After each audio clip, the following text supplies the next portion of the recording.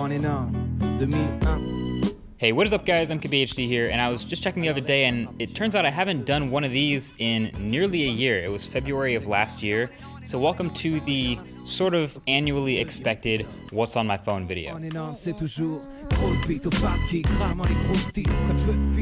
fair warning to those of you who saw last year's video, a lot of the apps are going to look very similar to that, and a lot of the setup is also going to look pretty similar, mostly because I just kind of find what I like and I go all in with it. I keep it pretty clean and I don't keep that many extra apps. The Pixel XL is the primary phone, and there's actually an iPhone 7 Plus with a different SIM card in it as my secondary phone, but my main SIM and the phone number that most people still have is the one that's currently in the Pixel XL on AT&T. And it's, as you can see, pretty close to stock. It has a Google launcher on it, and basically I found that still, the more Google builds in features into their stock apps and their stock launcher, the less I have to add stuff with third-party apps. So like you can see, last year I had a widget up at the top for the weather and the temperature. This year it's built into the Google launcher in Android 7.0.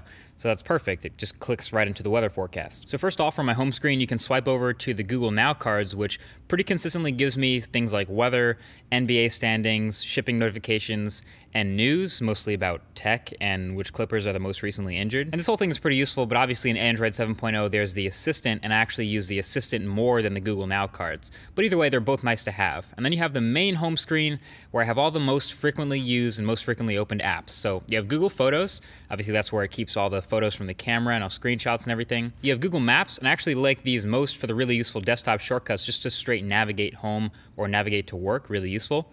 You have SoundCloud and Spotify. I use both of these for music, but I use Spotify easily the most often out of any of them. And Instagram, that's pretty obvious. YouTube Studio, still to monitor the comments and things like that. And then the Tesla app, which I did a whole video about already, so if you want to know exactly what that app does, you can check out the video, but it has a lot of controls of the car inside. And then Google Keep and Google Tasks for my own sanity. That's my organizational apps and to-do list. And MyFitnessPal, again, for the same stuff as last year, mostly to just count nutrition facts and keep track of that. Then down at the bottom in the dock, I guess you'd say, is again the most important apps. So it's the phone, the Messenger, it's Gmail for me, and then Phoenix, which in my opinion is still the best Twitter client for Android. I still use the stock Twitter app for notifications, but for everything else, I use Phoenix.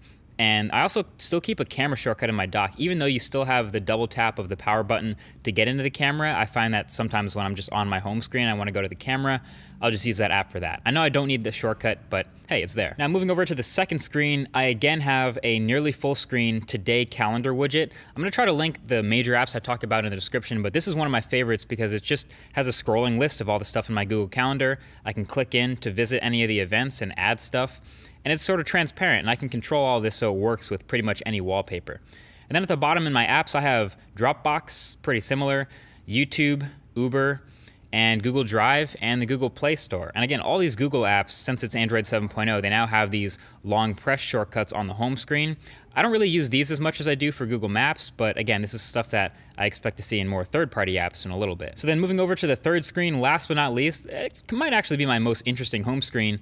It's just a little collection of apps that I use on a semi-daily basis. So Dark Sky is a weather app that actually started on iOS, but is now on Android. It's really good, actually shows you some minute-by-minute forecast stuff, a really good map. So Dark Sky is worth checking out.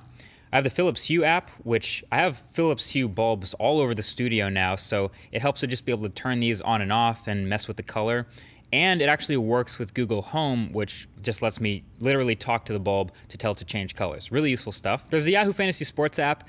Not killing it quite as much as I was last year in the basketball league, but it's still there. I also have the Nest app here, and this is new for me. I have a couple of Nest products now, two of the thermostats and the cameras. So this is the app you use to kind of monitor and control all of them. But yeah, that's the apps that I have on the couple of home screens. Everything else, like inside the app drawer, is my somewhat less used apps. You might see a couple in here that you recognize. The Before You Fly app is a brand new one I have, but pretty useful for knowing if you're good or bad to go ahead and fly a drone based on what's near you. I still have the My Sound app for my Jaybird X3s. I still have Screener for the beautiful screenshots you've seen. I still have Periscope.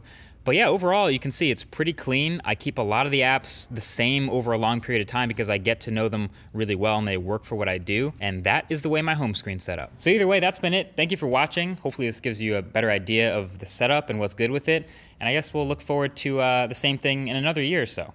Either way, talk to you guys in the next one. Peace.